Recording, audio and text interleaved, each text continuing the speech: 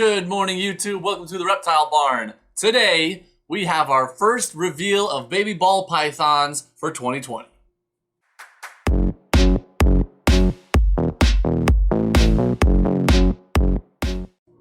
I should amend that. Technically, the single egg that we got that is a double het ultramel desert ghost was the first egg of 2020. But it was laid in 2019, hatched in 2020, so I'm still going back and forth in my head. But Katie is adamant, it's her snake, who was the mother, my sister, that it's the first snake of 2020, not the last snake of 2019. So this is actually the second, but it's been like 6 months. So it's exciting, okay?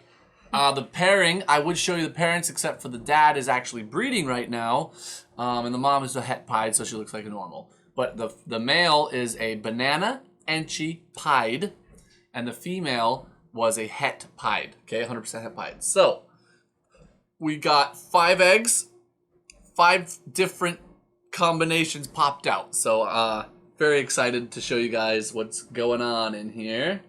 First up. This snake is probably already claimed by someone, but I'll still show him off. This absolutely beautiful little snake is a Banana Het Pied.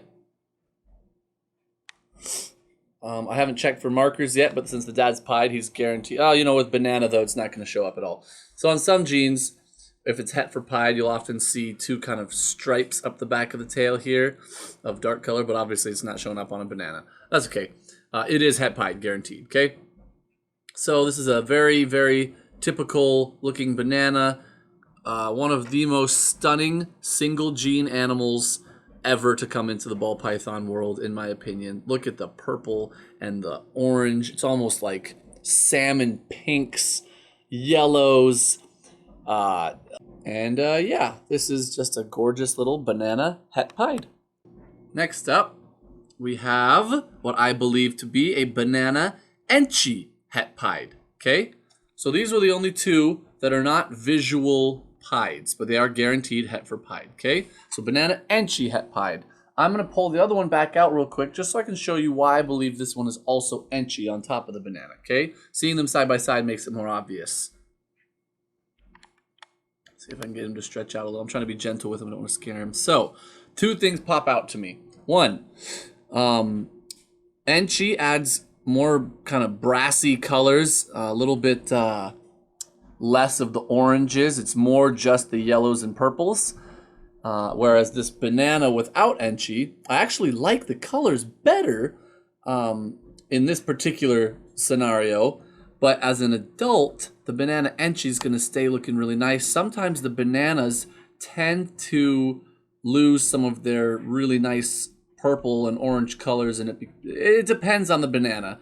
But Enchi has a really nice effect on the adults. The other thing I'm looking at is so much banding. Enchi is a little bit of a pattern reducer, and it tends towards banding, okay? I'm talking about the saddles, right? They don't even look like saddles anymore. They're just like almost look like bands coming across the back, okay? Whereas this guy is just kind of a typical ball python pattern with his alien heads are kind of messed up, but they're still alien heads. This guy doesn't really have any alien heads. So I believe this is a Banana Enchi Het Pied, and this is a Banana Het Pied, okay? So put these guys back. Now we'll show you the visual pieds that we got. And these should all be female. Our male, I believe, is a male maker. So this should be a female regular pied. Really nice example of a pied. I love this amount of white. There's enough white that it's clearly a pied. You get lots of the contrast between the groupings of saddles, but it's not so much white that you don't get all that cool pattern from the piebald. I love this pied. This is a fantastic pied in my opinion. Obviously, it's all taste. Some people love the high white pied. Some people love low white pieds, but this to me is about perfect. Even a tiny bit more white would be great still, but I really like this pied. Yeah, as babies especially, pied adds a lot of orange. Obviously, the main trait for a pied. Oh, this was the only one of the clutch that's acting a little feisty on me. That's okay. And none of them are too crazy yet. They're so young. Yeah, pied, the obvious white spots everywhere. That's the the main tell. But it also really messes up the pattern. It's just a great mutation. Everyone loves pieds. I guess I shouldn't say that. I'm sure there's someone out there who doesn't love pieds, but I love pieds.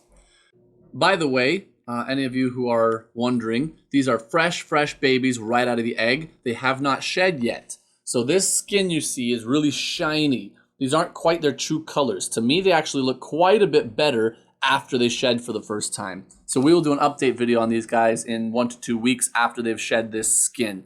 They have kind of a special shinier skin for while they're actually inside the egg because they're in a liquid environment, right? Now that they're out, they don't need that special skin, so they get their more typical look after their first shed. I'm not going to put this girl away because I want to do the same thing here. I want to compare and contrast the looks of these two snakes. Because this girl, I believe to be an Enchi Pied. Okay? Look at the difference one gene makes in a pied. Look at the Look pattern. how clearly different they are. Okay? So let's look for the same things we looked at in the banana combos. Okay? To me, the color is much brassier. I don't know how else to put it. I'm sure there's a better term, but there's an obvious reduction in orange, but it's a lot brassier. And again, as an adult, this one will probably hold better color than this one. I know as a baby banana looks great and the Enchi might not have added much. A baby pied looks so great, Enchi might not have added much. But as an adult snake you're gonna have for 20 or 30 years, the Enchi adds so much to the color, okay? Also, same as before, look at the banding that Enchi has added to the pattern here. That's crazy. Something I'm super excited about, Enchis in piebaldism tend towards low white, okay? Now we just talked about how I'm so excited about having mid-white pieds, and I am. However, I really want to do some stuff with cinnamon pieds, but cinnamon makes pieds super high white. And I don't want that. So I'm excited to add Enchi into some of my cinnamon pied stuff because then it ought to balance each other out and make the mid-white, which is what I like, okay? So you notice how there's very little white on this Enchi. That's what I'm talking about. Low white pieds as opposed to high white pieds. So this, I believe, is an Enchi pied and this is a regular pied and they should both be female. I'll double check all the genders before we do our update video, but for right now, I just wanted to show you the beautiful snakes. So put these two lovely ladies back and we'll pull out what is genetically and to many people visually the cream of the crop here, okay? This little guy should be a boy because it's banana, and we'll talk about the banana genetics in another video. It's obviously banana, it's obviously pied. I believe it is also an Enchi, okay? Look at that pattern. That is crazy. Really awesome snake. The banding is not as obvious as the other Enchi pied, but I believe this is a banana Enchi pied. And I'm going to reach out to some people more expert than me, but there's a few things. One, very low white. That's not obviously a great tell, but it helps. Two, I'm going to pull out the other two bananas that are not pied, and I want you to tell me which ones you think have closer color to this guy, okay? So here's a regular banana. Here's a banana Enchi. Here's the one I believe to be, in the middle, the banana Enchi pied. I think that the color is closer to this than to this.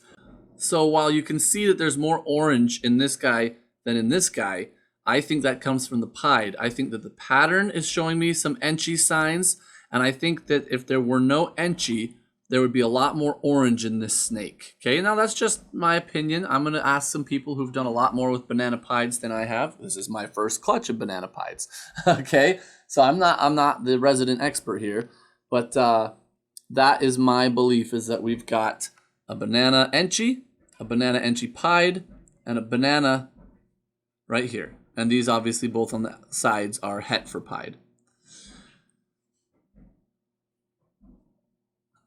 Anyone who's wondering, these little flecks that you're seeing on the tablecloth, it's just vermiculite that's stuck to their skin. They're pretty clean now. They've been in the new box for a little while, since yesterday, but they still have little flecks of vermiculite. It's nothing to worry about.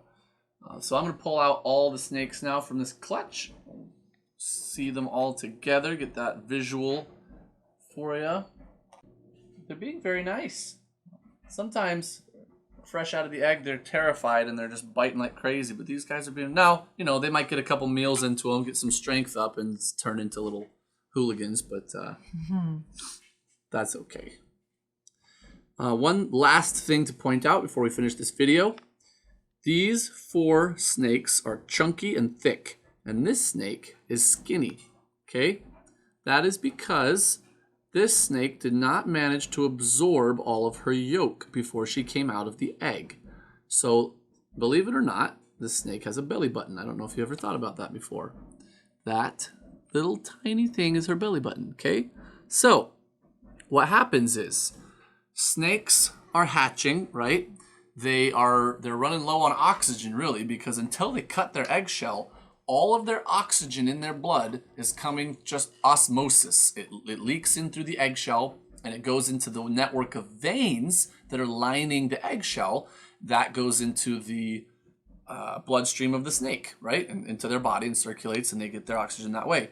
Right as they're ready to hatch, they tend to cut their egg. They have a little egg tooth on their nose. They slice open their egg, and they position their nose right there, or sometimes they even pop their head all the way out. They're not ready to come all the way out of the egg yet, though, okay? They're just breathing. They need more air than they were getting through osmosis. So they're breathing normally through their lungs at this point, instead of just through the bloodstream that's getting it from the outside air. Normally, they'll just sit there and wait, because at that stage, the yolk that has been feeding them throughout incubation needs to be absorbed into their body. So that little tiny cut on their belly where the umbilical cord is attached, the yolk slides up the umbilical cord inside their body. This little girl is wanting to travel. She wants to go. Anyway, she was unable to. There wasn't a twist in it. I checked. It just didn't pass up into her body. So she does not have that big, huge meal inside her belly. All these other ones, they could go 2 or 3 weeks without eating. They wouldn't even notice. They're not going to be hungry. She's going to be hungry. So the second she sheds, we'll offer food to all of them. But in my mind, it'll be more important to get her eating quickly than the other 4. Just because she doesn't have the yolk in her for her first meal, okay? It's nothing to worry about. It happens. I don't know if it's a incubation mistake or if it's just random bad luck. But every once in a while that happens, and I just keep a special eye on those babies to make sure they're getting their food. For example, if I have one of these babies go 3 or 4 weeks without eating, I'm just going to keep offering them food. If this girl goes 3 or 4 weeks without eating, I will assist feed her, okay? These guys have that big reserve of food in their body to keep them sustained for a little while. This girl does not. So I will be watching carefully. Now, I expect all 5 of them to eat very quickly. Probably the first time I offer them food, okay? That's typically how it is for us. We do not have a lot of trouble getting our babies to eat. However, if it were to happen, I would assist feed her weeks before I would assist feed them. I'd give them every opportunity to eat on their own. And then if I had to, I would assist feed them. I don't anticipate that for any of them, but this girl, I would do it sooner. Anyway, I just wanted to just share that with you. In case any of you out there are breeding, I think it's important for people to share these thoughts with people, because it's just stuff that you might not think of on your own, you know? You figure out the temperatures and the humidity and the right food and the right sizes and the caging and everything. You think you've got it down, and then you're like, wait, why didn't this one absorb its yolk? Is my baby going to die? And people panic about that, right? But there's no need. Your babies are going to be fine, okay? Anyway, awesome clutch. So happy. I think all of these are already claimed. I got to reach a couple more people. If not, we will definitely post them. But what a handful of beautiful animals. This just thrills me. I am so happy that these guys hatched. Last story, I promise. I know I'm always doing this to you guys, just dragging these on and on and on. But again, I'm trying to help, right? those of you out there who are breeding, that's my top priority, that you can learn about how to best take care of these animals and keep them safe. So we use Herpstat thermostats for everything, okay? Including our incubator. It comes with alarms. It's the best of the best, okay? Well, we also have a fan in our incubator because our incubator is very tall. So hot air naturally rises, right? So we have a fan at the top blowing air down. So it's circulating so that the entire incubator stays the same temperature. And it does a very good job, okay? It's over a 6-foot tall incubator. It's within a half of a degree or even less, sometimes a tenth of a degree, any point in the incubator. Very, very good job that it does. Well, like 3 weeks ago, the fan died. It didn't give us any sputtering, any warning, it just died. And it was the middle of the night. So the top of the incubator, we have a probe, and the bottom of the incubator, we have a probe. The top probe starts measuring that it's too hot, so the alarm goes off. I didn't wake up. So in the morning, I get up, I hear the alarm, and I panic. Run in there, and it was hot in there, okay? However, it must not have been for too long because the eggs had not yet reached that extreme heat temperature. I temp gunned the eggs themselves, but these eggs reached like 92.8 degrees, which is too hot. So I was really concerned. Oh, I can't describe how concerned I was. Luckily, they were at the top of the incubator. All the other eggs we have in the incubator were lower down, so the others were fine. In fact, the ones at the bottom might have got too cold. But a few degrees too cool for a little while isn't that concerning. A few degrees too hot can kill them, okay, or cause brain damage or neurological issues. I was so worried, okay. I'm trying not to show you how worried I was, but I was worried. I candled them about 2 days later, and all of them were still moving. So I was like, oh, maybe they'll be okay. But the week leading up to hatching, I saw no movement at all. Now I wasn't checking them, every single day because at that point they need to stay at their stable temperature. But I was so concerned. And however, as you can see, every baby looks perfect. There's no kinking. There's no shaking. There's no, bug eyes. No jaw deformities. None of the things that you would look for that might indicate they had a problem incubating. So they must have not been too hot for very long at all. I'm so happy though. We were praying, we were everything we could think of to try and get those eggs stable. This is our little miracle clutch because they look amazing. They look perfect. I don't think that there's anything wrong with them whatsoever. So I'm so happy that they pulled through. But this is why we do this. I mean, I would happily do this if it never made us one penny. This is incredible. This is new life right here. And look at the variation and the diversity of color and pattern. This is amazing. I could just stare at them. Anyway, nothing in this is revolutionary as far as ball python genetics. Okay, these snakes have all been made a zillion times, but that's not why I do it. I love making new stuff, of course. Rare animals, it's exciting, But just having a handful of live little animals that are captive bred, that are going to go and be people's pets all over the country. So somebody out there, their dream snake is right here. And I am so thrilled to be able to work with those people, just as thrilled as I am to work with these animals. So I love breeding ball pythons. I love it, and all the reptiles. Thank you guys so much for your support and for watching. And until next time, we're the Reptile Barn.